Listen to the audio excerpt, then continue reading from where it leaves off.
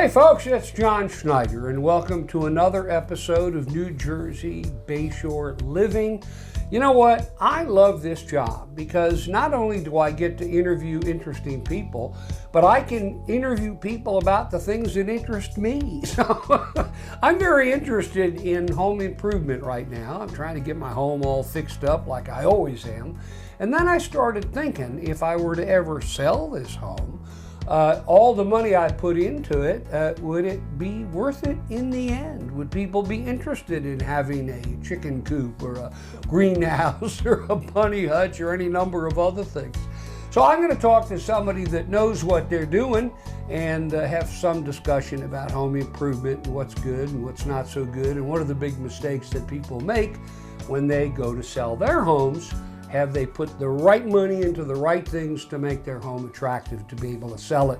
And I'm sure there's a lot of people making a lot of mistakes out there, such as me.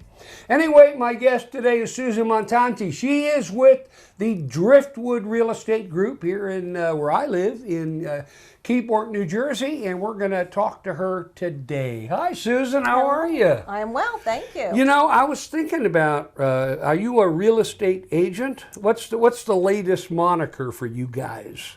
So I'm a real estate broker. Broker. So, yeah, okay. Which is licensed above a licensed agent, which allows me to open a real estate office. Oh, so you have an advanced degree. You know? So it is like the advanced degree in real estate. Yes. Yep. You know, I was thinking, you have a very interesting job. You're a broker. You represent people who are selling and buying in some cases, but mostly selling, I guess. You're a chauffeur. You're a financial counselor. You're a psychiatrist sometimes. Sometimes you're a marriage counselor. And sometimes you're a home improvement specialist, aren't you? You're all those things. Have I forgotten anything? You know what? Sometimes we give a lot of advice on where to go for entertainment. Right. I mean, we give a lot of advice on pretty much everything in the area. You know, there's some people that think real estate agents and or brokers don't really do much except take all the information, put it into multiple listings, and just wait for the sale. But there's more to it than that, isn't there? There's a ton more, and you know what? Coordinating between all the different facets that happen in a real estate transaction. When you first start with a buyer, let's go with a buyer first. Buyers a lot of times don't even know what they want. So we have to actually try to help them figure out really what it is that's most important for them, and then start narrowing it down. Is it the area? Is it the style house? You know, a lot of times an area and a style don't actually go together. So we try to really help them pinpoint what is most important to them. Then we start working with them from there. Then they need to have their finances in place. We usually refer them to a mortgage lender, but they still need guidance on their down payment, and they have to make sure that they're not spending money on big purchases because that'll change their credit scores. So there's a lot of advice that has to be given along the way. I know there's lists of things that you can do to improve your home and, you know, not just improve it for your own self in terms of being comfortable and doing what you like to do, but there's certain intelligent things that you can do to improve the investment in your home to make it more saleable. Exactly. Right. So let's start at the beginning. You and the potential buyer pull up to a potential house that is for sale. Let's talk about what they call curb appeal, right? What do you think? What is curb appeal? It's a multitude of things. It's lighting, it's landscaping, it's the color of the house, it's the condition of the house. The front door. The front door is the first focal point usually. That's what everybody looks at. So you want the front door to be clean, newer front door, newly painted, new hardware, a nice lighting. If we're showing houses in the winter months, we have less light. So a lot of times, you know, people are looking when it's a darker or even gray out. Sure. So lighting's very important. Unfortunately, landscaping during those months isn't going to be something that can be provided. But you can have photographs of what the front looks like in the spring or the summer, right? That's what I was saying earlier, exactly. Yeah. So you want people to be able to see. But as far as curb appeal, it goes all the way past your curb too. Some people don't even think about, make sure your street is clean in front of your house. Because a lot of times debris gathers up. And these things it's a big package. You want people to pull up and go, wow. What do you think about, talked about new doors, what about windows? Are they an important factor? Do people care? Because I know there's, a window kind of looks like a window, but if they're, triple pane windows and they really, really do insulate better and all that kind of stuff, is that important? Windows are very important because they're an energy, they help with the energy factor of the house. The other thing with windows too, the look of a window will change the look of the house. I mean, if you have old-fashioned windows and you have an old-fashioned house, it goes together. Sometimes the older homes, the people try to keep that look preserved with a newer window because they're more efficient. However, one thing to keep in mind too is in towns where they require a CO, they do check the windows to make sure they're functioning properly. Yeah. Because for safety reasons, if there was ever a fire or children, if the window goes up, you want the window to stay up. Yeah. So, there's a lot of things. The windows are very important. They're just like the doors are very important. Plus, the window placement in house. Yeah. Sometimes people really have a very dark side of the house. Mm-hmm. Adding even a small window makes a big difference to the lighting. I'm doing something behind us here. I'm putting a big 58-inch square picture window here. Oh, very nice. With double hung flankers on each side that go up and down. So this whole room will be open to all the light that comes through there. Plus, I'll be able to see my front garden. I'll be able to look outside. And what I like about this idea is across the street, I don't have houses directly across the street. I have the houses' driveways, but there's more depth. So when I look outside, it's not houses staring at me. It's their kind of driveways that go off into the thing. Is this a good thing to do you think, to open that up? I mean, assuming that it keeps with my kind of farmhouse look or something. So, all right. So the good thing about this, taking into account this room, is if you were to do that, you still have two nice sized walls in here for furniture. Yes. So that's a consideration that has to be made too. Yep. Sometimes people put in walls and openings, and then they leave themselves with very little wall space to put furniture. Yeah. So you would still have a nice space in here, and that would let in a great deal of light. That would be lovely. My guess is that when somebody comes in here for the first time, they go through the brand new door, which I'm also going to get. And I'm going to redo the porch, get rid of all the little decorative things because they're falling apart and all that kind of. Redo it, repaint it, new siding. But when somebody comes in here, the French doors are beautiful. The way they open up I added those, and you just get a whole flow from here to the other room. Make me an offer, somebody. Is that when you come into this room and you look out there and you go, oh, wow. It's like a sunroom. Right. I mean, which we used to have in Florida. We had sunrooms all the time. Yeah. We had picture windows all the time. And I think it's going to be magnificent to be able to have, a view of, I love picture windows. Plus, it's nice if you're sitting on the porch and you have the window open and somebody's sitting in here. It's almost like a continuation of the living space. Exactly. So, yeah, it's very nice. I think that's a lovely idea. I like it. I can't wait. I couldn't put a bay window out there because it would take up the patio. But I like that idea, and I love to have a lot of light. I have kind of bay windows out, kind of a bay window, 3 windows out where I have my dining room, and that's also very nice to have a lot of light and that sort of thing. The other thing that I wanted to talk to you about is landscaping, which is also part of the curb appeal. There's landscaping in the front, there's landscaping in the back. There's landscaping, and then there's landscaping. What can you say about landscaping? So landscaping is very important, and landscaping actually brings into account a lot of things. So that's part of the curb appeal. Creating a space in the backyard by creating shade maybe, or creating a comfortable area to sit, a comfortable area for kids to play. Or even vegetables, So landscaping is a very important part of preparing a home for sale. And really, if you want to enjoy your home too, it's part of enjoyment of your own home. Yeah. Plus, the right landscaping, you'll attract bees, birds, butterflies. It's very tranquil. So it's a nice thing. It's very inexpensive. You could do it, and it doesn't have to be very expensive. A lot of things in my yard, I started from bulbs, you know, so it doesn't have to be you're going out and buying mature versions of everything.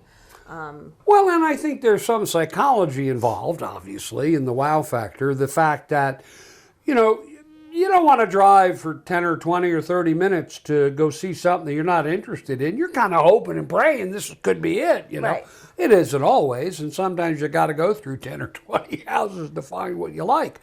You know, when you pull up to a house and you look and you go, oh, wait, I hope this is it, because, boy, look at the door, look at the porch, look at the look at the landscaping, it looks perfect. Come on, George, let's go, or Georgia, whatever. Do you see a lot of that where people go, oh, I like this, right from the get-go? Yeah, absolutely. And I've seen it the other way, where they've gone, no. I've actually had people not go into a house. Wow. Based on the exterior of how it was presented. Wow. Yeah. So it's very, very important.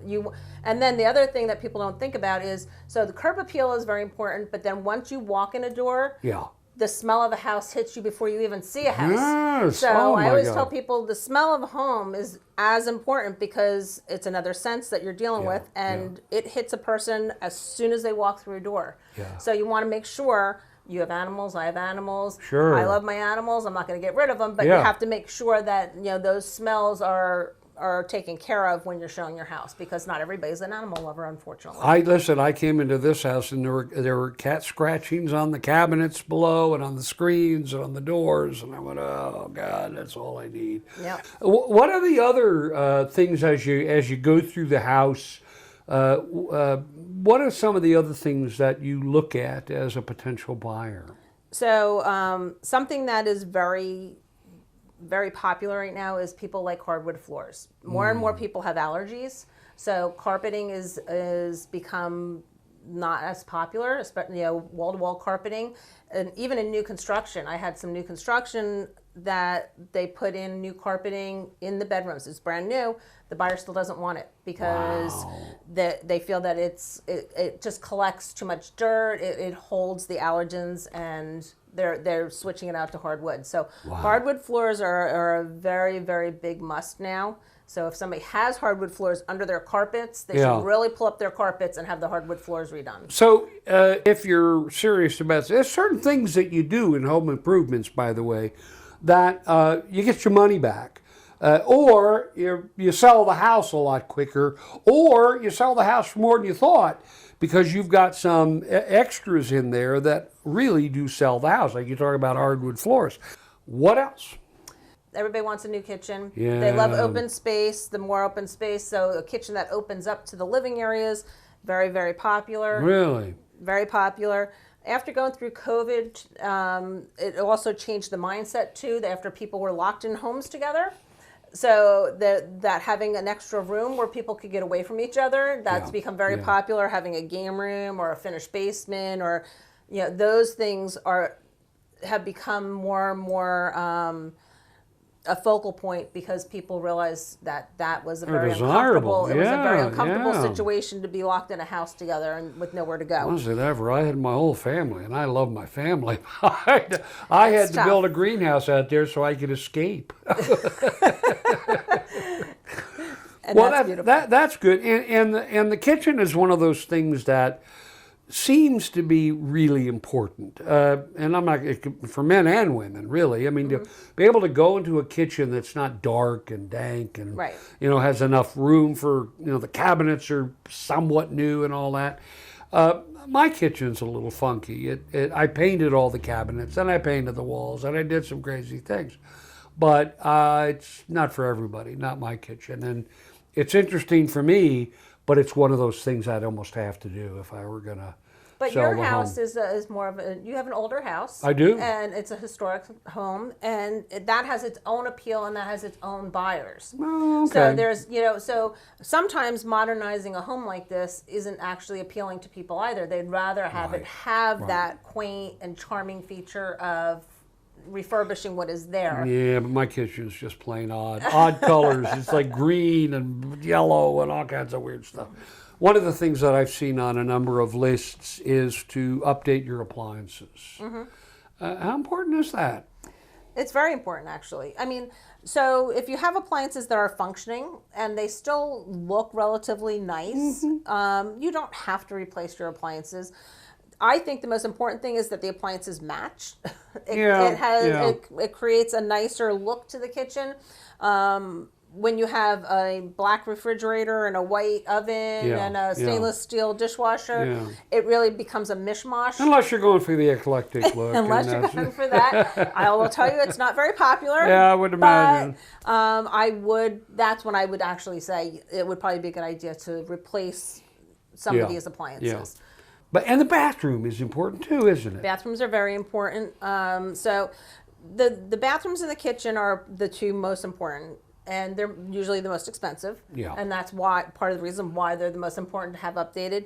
So another reason that that's important is that a lot of people, the rates, even though people feel like the rates are so high now in comparison to what they were getting used to down in the high 2s, low 3s. Yeah. But mid 6s still is not a ridiculous interest rate. It's actually still quite low compared to, they were 18% 25 years ago. Yeah. So a lot of people would prefer to have that rolled into their mortgage instead of having to take money out of their pocket and then renovate it. So they'd rather have the house have those things done.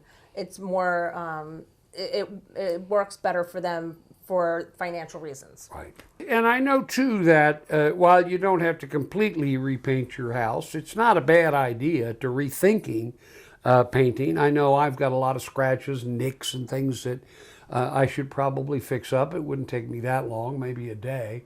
But some other rooms I probably would have to paint, especially rooms where it looks like water is coming through the water. Any signs of leakage or flooding, even though I'm not in a floodplain here, I'm 14 feet above sea level, that's not a good thing for selling a house either, is it? Any signs of leakage? Any water stains need to be addressed. Any kind of water infiltration into the house it's never good. Basements, ceilings, walls, definitely even a leak in a sink. People get very leery of any kind of water problems. So yes, those always have to be addressed prior to putting a house on the market. Now I have storage in two places, and boy am I using it. One is the basement, and the other is the attic. I assume that with the decluttering that, one thing I could do is pack things in boxes and put it in the basement. But even if I did that, it would still be a lot of stuff. Is it a good idea to keep those areas of potential storage open when you're having an open house for people to see? I mean, I know as long as I live here, I want to have it, but I always have too much stuff. So, all right. So storage, obviously, again, preparing your house to put it on the market. Put everything neatly in storage bins.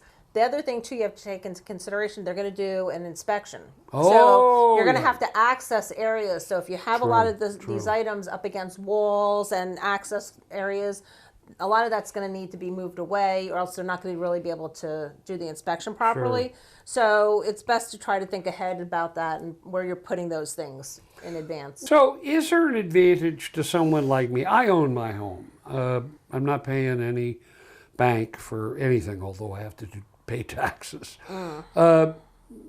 Is there some advantage to me now as a seller / buyer? Because you want to sell and then you want to buy. What would you counsel me to do if I wanted to move along here? So first thing is to figure out what your home is worth. Yep. And put it on the market. I'm going to say $600,000. Okay, so then $600,000 if you have other finances that you're working with. So there's a lot of things to take into consideration. Do you have other money you're going to be bringing into this? Do you need to take some of the money out of this purchase to allocate to something else? Right. We have to figure out how much of the sale you're going to allocate to the next purchase. I got it. I'm going to buy a recreational vehicle and just travel around the country. Me too. I think that sounds like a lot of fun. I think that sounds great. So tell me about you for a little bit. What is your experience? How long have you been doing this, and what do you like about it? So I've actually been licensed since 1993. So a very long time. You're an old lady. I am an old lady. No, I'm kidding you. No.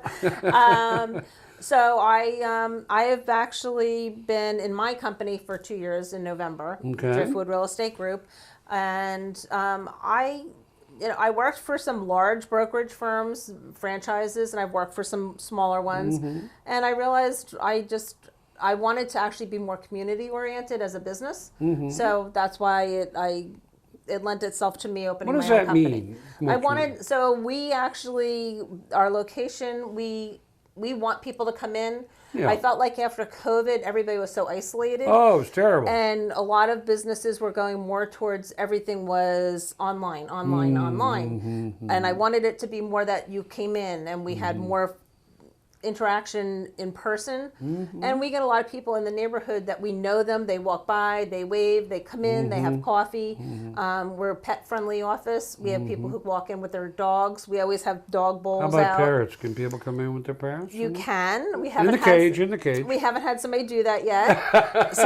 But you can. We definitely can. Yeah. And what I like about it is there's so many facets to real estate. There's a creative portion, which is the marketing. Sure. And working with people, I get to meet so many different people. They all have a different story. They all have different needs. And I enjoy that. I like to work with that. Sometimes it's a little challenging, and I enjoy a challenge. So take off your broker hat now, and as a regular human being, tell me why I shouldn't sell this home myself. Why you shouldn't sell it yourself? I think I know the answer, but go ahead. Well, honestly, there's a lot more to it. Everybody thinks that it's an easy thing to do, and I had a conversation with somebody last week and we were talking about this, and they own a restaurant. And I said, just because I can go in my kitchen and cook doesn't mean I can run a restaurant. Yeah. Just because you can throw a sign out in front of your house and you own a house doesn't mean you're a real estate agent. And a good real estate agent has a lot of information that will help you get through the process much quicker, easier, with a lot less stress, and get you more money. That's the goal too.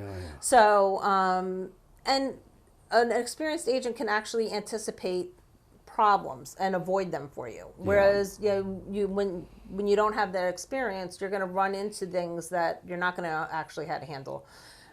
I could go into a lot of things, but I don't know if you had much detail you want me to go into. Well, I think of course it's complicated, and you have a network, you have multiple listings, you have, you take away all the issues and the stress of trying to sell a house, because certainly it's not easy, especially these days. There used to be an old saying: the longer a house was on the market, and if they didn't lower the prices, you became suspicious. Like, well, what's wrong with that house? Right? Is there something I don't know? And that is true. People do say that, and that's the impression people get, but we don't have that right now. You may see homes that have signs on them still, but a lot of them are under contract. Okay. I know there's one up the road. Sometimes they've gone under contract, and for financial reasons it didn't go through, and then it came back on the market. So there have been some homes in the area that's happened with, and appraisals are tough. So there's a lot of steps to selling a home. You have the marketing of the home, you have showing, you have negotiations, you have the inspections, you have your town inspections. You have to coordinate things with the attorneys, and then you have to coordinate things with the mortgage company. So there's a lot of communication going on and timing on these things. Everything is time sensitive. In the contract, it indicates you have specific dates to complete these things. My job is to make sure that everybody's on point and they're getting done when they're supposed to get done. How do we select a real estate agent? When you guys don't get the star rating or on a scale of 1 to, how do you figure out who to pick? Okay, so most people actually ask other people. I think referrals are probably the most common way people find a real estate agent. The other way is a lot of buyers walk into an open house, they meet an agent, and they hit it off, they like them. But there is actually a star rate. There are multiple places that online that agents are rated. Oh. So you actually can go on and see reviews, and they go up to 5 stars, and you can see what people have written about working with that specific agent. You'll have to be a 5-star. I can't imagine you being less. And then you could get one person who actually writes a bad review just because they were difficult. Believe me, I know. So because, and there was just no way you're going to make them happy. Exactly. So. Well, Susan, thank you so much for stopping by today and talking to us about home improvement and doing the right things in the home to get the biggest bang for your investment. I appreciate it. And folks, thank you for watching. You know what I always say, if you see me out there, I don't know, maybe I'm sitting on my porch and you can admire my new window and my new door and my landscaping and make me an offer. Don't hesitate to do that. Introduce yourself and say hello, because folks, nothing is more important than meeting you. I'll see you next time. So long, everybody. Bye-bye. Hey, folks, before you go, I just wanted to say I hope you enjoyed this introductory episode on home improvements designed to increase the value of your home. I want you to look for other episodes in the weeks to come that will provide additional ideas on how to increase the curb appeal of your home, how to focus on home improvement projects you can do for a minimum amount of financial investment, or at the very least, will help improve the ability to sell your home when you're ready to sell your home at the price you and a potential buyer believe is fair. We'll look at how to shop for windows and doors, what to do with your walls and floors, as well as explore some tips on landscaping that you can do yourself, or at the very least, spend the least amount of money to make your front and backyards more attractive. We'll also provide practical ideas for increasing storage and getting rid of all that stuff. Man, do I have a lot of clutter. Or we'll talk about improving the look and functionality of your kitchen or your bathroom without breaking the bank. All of this and maybe a little more during our special series of programs on home improvements to increase the value of your home. I'll see you later. Bye-bye.